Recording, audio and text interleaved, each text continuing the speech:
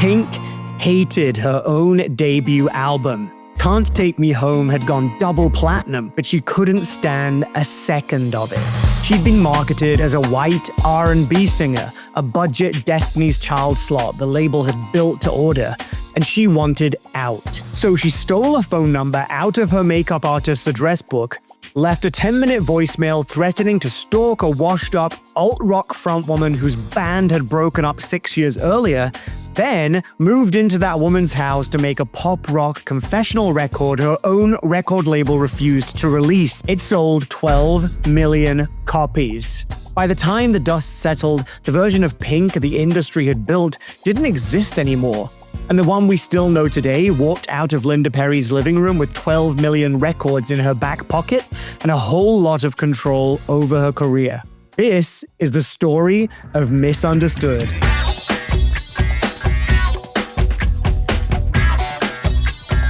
In 1995, a 15-year-old Alicia Moore from Doylestown, Pennsylvania, got signed to a girl group called Choice on LaFace Records. LaFace was Reid and Babyface, the most powerful R&B label of the 90s. The people who built TLC, Toni Braxton, Usher. Choice never released an album. The group dissolved. But Reid liked Alicia enough to keep her on as a solo artist, and at her first showcase as a solo act, she walked out, tied a pink ribbon around her microphone, Steven Tyler style, and introduced herself as Mr. Pink, the Steve Buscemi character from Reservoir Dogs. Why am I Mr. Pink? The smartass, the one nobody trusts. Reid loved it, but he told her to drop the Mr. They won't understand, he said. LA was like, I love that. Just drop the Mr. They won't understand.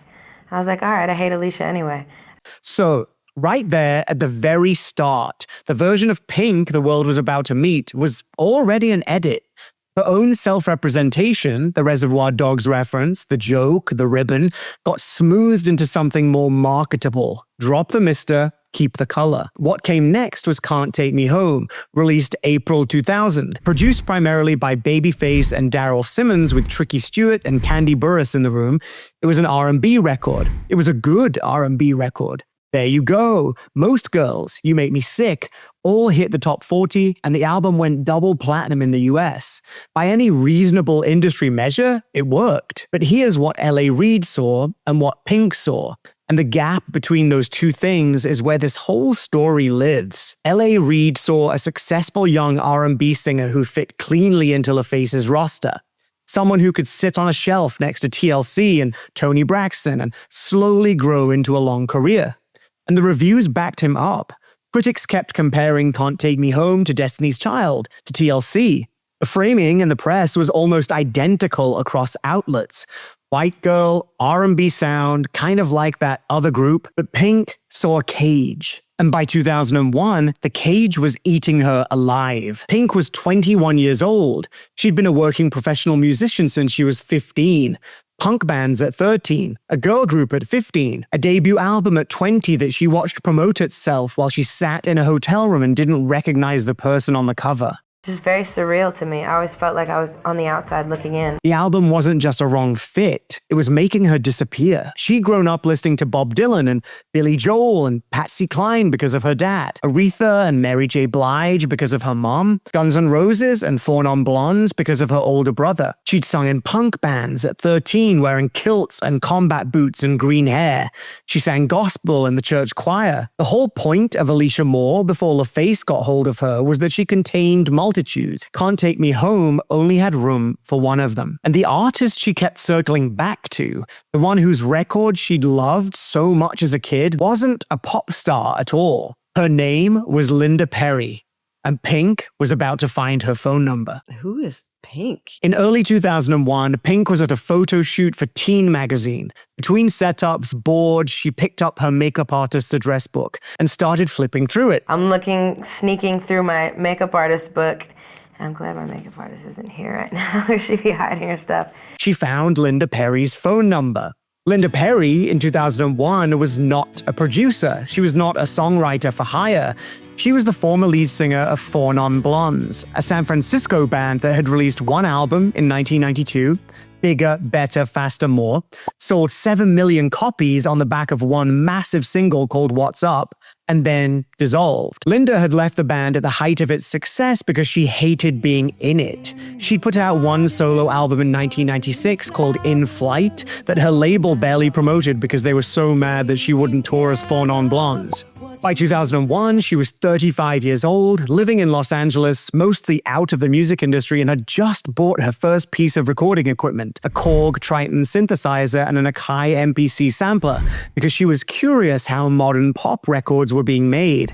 Pink had loved Bigger, Better, Faster, More so much as a 12-year-old that she'd been arrested for blasting it out of her window at 4:30 in the morning. Linda Perry was, in Pink's words, her childhood idol. Pink wrote down the number, went home, and called it. Linda didn't pick up, so Pink left a voicemail.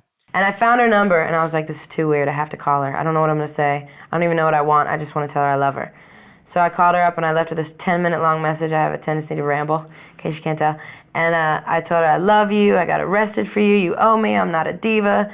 I will find you. If I can find your number, I'll find out where you live. I will sit outside your house until you talk to me. And she called me back like 5 minutes later. She's like, you're crazy. You should come over. The first meeting was awkward. Linda assumed Pink wanted her to sing on the record. Linda was, in 2001, famous as the voice on What's Up, not as a producer. Pink told her, no, I want to write a record with you. So Linda sat down at the piano. Pink picked up a bullet microphone, the kind blues harmonica players use, and Linda started playing chords. And what happened next is the single most important 10 minutes of Pink's career. Linda played. Pink, with no lyrics written, no melody planned, no preparation of any kind, just started ad-libbing. She made up the words on the spot. She made up the melody on the spot. Linda hit record, and 10 minutes later, the song was finished. One take. Pink's vocals, the one you can still hear on the album today, were the first time those words had ever come out of her mouth. That song was called Eventually. It's track 6 on Missundaztood, and until I started researching this video, I had no idea, none, that one of the most emotionally devastating songs on a 12 million selling pop album was a single improvised take recorded the first afternoon two strangers met. But that's exactly what it is. Pink moved into Linda Perry's house a few weeks later. She stayed for several months, and they wrote roughly 20 songs in 6 weeks. The album You Know was largely written in Linda Perry's living room in a creative partnership that had existed for only 2 months. Linda wasn't the only collaborator. Pink also pulled in Dallas Austin, the producer Reid had originally paired her with on Can't Take Me Home, who'd spent that whole album quietly telling her that her writing was the actual asset. Austin co-wrote and produced 4 songs on Missundaztood. He was the inside the LaFace system voice telling Pink that she was on the right track. And during those first weeks, Linda played Pink something she'd written the week before they met. A song Linda described in her own words as a joke. I had just written Get the Party Started as a joke. She'd just bought all of this new pop equipment, and she didn't really know how to use it. And she'd been messing around, trying to figure out what made a modern dance record sound like a modern dance record. What is that sound that I'm hearing on everything? Like that pop sound. So she'd written one as a bit, just to see if she could. And she'd already pitched it to Madonna. I had met Madonna in this club. So I'm seeing her. I'm beelined on her because that's my well. So I'm looking at her and I walk up to her and I'm like, do you believe in seizing the opportunity? And she's like, of course I do. You know, I wrote this song and I would love to send it to you. So she's like, well, do you know Guy? And I'm like, yeah. She's like, well, send it. So Guy responds back, this is not for Madonna. The song was called Get the Party Started. And the moment Pink heard it, she knew it was the album's lead single. Pink played 4 of the songs she and Linda had written for Reid. He liked exactly one of them, Get the Party Started. That one, he said, was a single. The rest of it, the rock guitars, the confessional lyrics, the autobiography of it, he wanted it gone. 2 weeks later, Pink met him in Miami for a sit-down, and he told her plainly that she was making a mistake. Can't Take Me Home had built her an audience, and that audience expected another R&B record. Pivoting genres on a sophomore album was, in his experience, the fastest way to lose everything she built, and he had 20 years of label experience telling him this was going to fail. Pink told him she knew the risk, She'd watched other artists try the same pivot and disappear. But she'd also watched Madonna do it over and over again. And Madonna was the artist she'd always imagined she'd model her career on. She told him she had faith in her ability and she was willing to take the chance. L.A. Reid, to his credit, eventually relented. He told her, in the words he used himself decades later, that he gave her the opportunity to fail. And then he fired Linda Perry. I got fired in the process because L.A. Reid thought I was taking her way too far. This is the part of the story that almost never gets told. After those first sessions, after the first batch of songs went to the label, L.A. Reid pulled Linda off the project. He thought she was taking Pink too far from the sound that had sold 2 million records. Linda's response was to ask L.A. Reid, point blank, how many records Pink had sold so far. And he told her almost 2 million. Linda said, well, she may lose those 1 to 2 million, but she's going to sell 10 million records. Then she went to Pink and bet her a Bentley. And Alicia was like looking at me and I bet her a Bentley. I said, I bet you a Bentley that this record is going to do 10 million and plus. Linda Perry, who at this point had produced approximately 1 pop record in her life, told the artist she'd just been fired from that she was so confident in this album that she would bet her a luxury car if it didn't do 10 million. Pink took the bet. Then Pink went back to LaFace and fought to bring Linda back on the project. And she won. Linda came back and they finished the record. She was wrong about 10 million. The album sold 12, and she still hasn't been paid the Bentley. Now, the songs. Because the reason any of this matters is that the album they made is genuinely remarkable, and it's worth being specific about why. The lead single went out in October 2001 and hit number 4 on the Hot 100. It is, on its surface, a disposable pop song. Holy shit. I just wrote a fucking dance hit.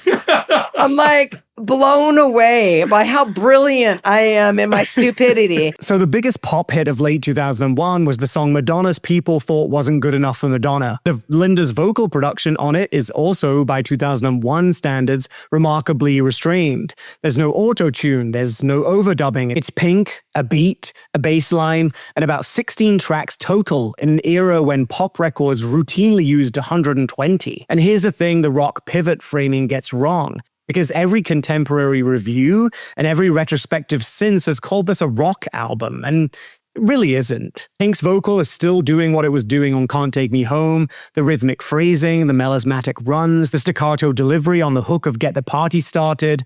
Half the album is built on programmed drum machines and hip-hop-derived rhythm tracks, not live rock kits. Don't Let Me Get Me has rock guitars, sure, but it also has a vocal that swings and rides the beat in a way no actual rock singer in 2001 was doing. What Pink and Linda Perry and Dallas Austin actually built was a hybrid, a pop record that pulled from rock and R&B and hip-hop in roughly equal measure, with Pink's R&B trained voice as the through line that held it together. The fight with L.A. Reid wasn't Pink rejecting R&B, it was Pink rejecting the manufactured girl group version of R&B that didn't give her anywhere to put the rest of what she could do. The second single is where the album shows its teeth. Don't Let Me Get Me came out in February 2002, and it is, structurally, a Trojan horse, a pop-rock anthem with a sing-along chorus that's actually a 4-minute panic attack about the music industry. The verse contains the line, LA told me you'll be a pop star. All you have to change is everything you are. That's a direct named call out of L.A. Reid, the man who signed her, the man who just fired her producer, on the second single of the album he tried to kill.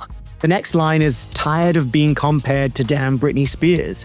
Pink went on the second single of her own album and named both the executive who manufactured her and the pop star she refused to be, by name, on a song that hit the top 10.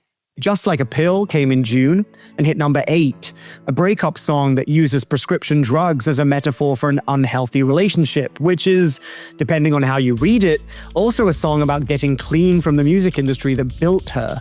The metaphor is portable in a way that gives the song a second life every few years. But the song that does the heaviest lifting on the album is Family Portrait. Family Portrait was written from a poem Pink wrote when she was 9 years old. 9. The lyrics are about her parents' marriage falling apart, told from the perspective of the child watching it happen. Lines about her father's drinking, about her mother crying, about her brother talking too much. It's one of the most plainly autobiographical songs any pop star released in the 2000s, and it's track 12 on a 12 million selling album that the label originally wanted to be a Destiny's Child record. The fact that this song exists at all is the entire argument for why Pink fought L.A. Reid. Without the fight, Can't Take Me Home 2 doesn't have a song where Pink processes her parents' divorce through a poem she wrote in the 4th grade. It has another "there you go." Pink wrote a poem at 9 years old about her parents' marriage failing. She kept it for 12 years, and at 21, in someone else's living room, she pulled it out and turned it into a song. The thing the label wanted gone, the autobiography, the rock guitars, the confession, was the entire reason this album existed for her. Pink wasn't making Missundaztood to win a chart fight. She was making it because she'd been carrying the songs since before she had a record deal. And the production around it earns the lyric. Scott Storch, yes, that's Scott Storch, the one who went on to produce half of the mid-2000s, built the track around a piano and string arrangement that gives Pink room to actually sing the song. The vocal is restrained, exhausted, controlled. It's the sound of someone who's told this story to herself 1,000 times and is finally telling it to everybody else. The album came out November 20, 2001, 10 weeks after September 11, into a country that was still, by every measure, in mourning. And the lead single was a song called Get the Party Started. The album sold 220,000 copies in its first week and debuted at number 8 on the Billboard 200. By any reasonable industry measure, that's a hit. By the standards of Can't Get Me Home, which had sold close to 2 million, it was a slow start. L.A. Reid's prediction looked briefly like it might come true. Then, Get the Party Started hit pop radio in heavy rotation. Then the video, Pink, with pink hair, motorcycle, candy-coated pop video aesthetic that looked nothing like the album it was selling, went into MTV's heavy rotation. Then the album climbed, number 8 to number 7, number 7 to number 6, and by late January 2002, 2 months after release, Missundaztood peaked at number 6 on the Billboard 200, and it would stay on the chart for 90 weeks, almost 2 full years. But here's the part that matters for what Missundaztood actually was, culturally, and for what it wasn't. It wasn't the biggest album of 2002, by a long way. So why does Missundaztood matter? It matters because of what happened next. Just Like a Pill became Pink's first number 1 in the UK in summer 2002 and hit the US top 10 in the fall. Family Portrait came out as the 4th single in September 2002, peaked at number 20, and became, improbably for a song that explicit about parental divorce, one of the most played pop songs on adult radio that year. The album passed 3 million in US sales by the end of 2002. And by November 2003, it had sold 12 million copies worldwide, becoming Pink's best-selling album of her entire career. None of her subsequent albums have come close. Here's what Missundaztood actually did in 2002.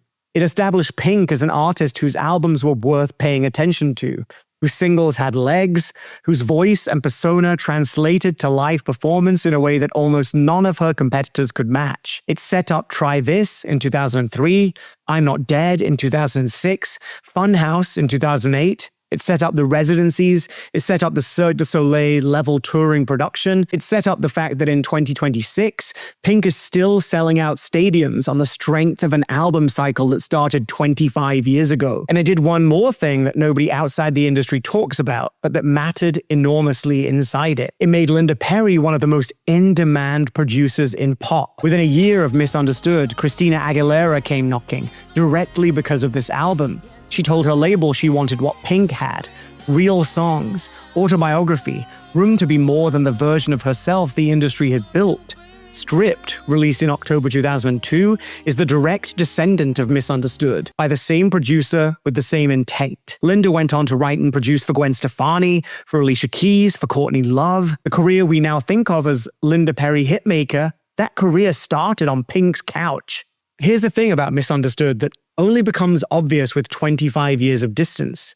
The album didn't just save Pink's career, It became the template that almost every major pop pivot of the last 2 decades has copied. Kelly Clarkson's breakaway in 2004 is a Missundaztood, a manufactured pop star fresh off a label-driven debut who fights to make a rock-leaning sophomore record about her own life and ends up with the biggest album of her career. Miley Cyrus's bangers in 2013 is a Missundaztood. Disney Teen pivots to autobiography and provocation against the wishes of basically everyone who'd built her. Olivia Rodrigo's Sour in 2021 is a Missundaztood. A confessional pop rock sophomore record that establishes the artist as a writer first and a brand second. Even Taylor Swift's Red in 2012, in a different way, descends from this template. The moment the artist forces the label to accept that their next album is going to be about them, in their words, in their genre choices, on their terms. None of those albums look exactly like Missundaztood, but all of them are running the same play. A manufactured pop debut, an artist who hates the cage, a fight with the label, a win, and a sophomore record that outsells the debut by an order of magnitude. That play exists in pop because Pink ran it first and proved it could work. And it's worth being clear about what was at stake when she ran it. In 2001, every major label in America believed R&B pop crossovers were the safest commercial bet in music. Destiny's Child had just sold 9 million copies of Survivor. Alicia Keys' debut, released that June, was on its way to selling 6 million in the US alone. The girl group and solo R&B pop format was the dominant commercial product. Reid wasn't being conservative when he tried to keep Pink in that lane. He was looking at the data and reading it correctly. The smart bet was Can't Take Me Home 2. Pink made the dumb bet. And she was right. Reid in 2025 was asked about all of this on a podcast, about Pink, about Missundaztood, about the fight, about the line on Don't Let Me Get Me that names him directly. And here's how he framed it. There was no hate. It's only a love. Maybe it was a struggle on her part because, just like the lyrics to that song, L.A. told me. That's just poking fun. So that wasn't like a real struggle there? Oh, no, not at all. No, she's a really good friend, and we've actually never had like a bad day ever. She was poking fun because I took her to dinner one night, and it was a restaurant in Atlanta, and it was kind of a fancy 4-star restaurant, and there was a lot of flatware and a lot of stemware on the table. And she said, "Why is all this stuff on the table?" And I said, "You know what? You should go to etiquette class." And that's really what the joke was. So this, in its own way, was the cleanest possible proof that Missundaztood matters. Because the people who tried to stop it are still rewriting the story in 2025. They are still, in real time, trying to make it sound like everyone agreed all along. And they didn't. Pink did this alone, with Linda Perry and a bullet microphone and 6 weeks on a couch in Los Angeles. And the album she made on that couch is the reason her name is still on stadiums in 2026. Oh, I was so young. Pink is still going in 2026 because of a fight she won on a couch in 2001. But she didn't win 2002. A year Just Like a Pill went #1 in the UK. The year Family Portrait was on every adult radio station in America was one of the most contested years in pop. Avril Lavigne released Let Go. Ashanti's debut sold over 6 million. Britney was at her commercial peak, and Christina was about to drop Stripped, the album, as we just covered, that exists because of Missundaztood. 4 artists, 1 year, and only one of them gets the main pop girl title. The case for who actually won 2002 and why is the next video on screen now. It's already up. Click it. I'll see you there.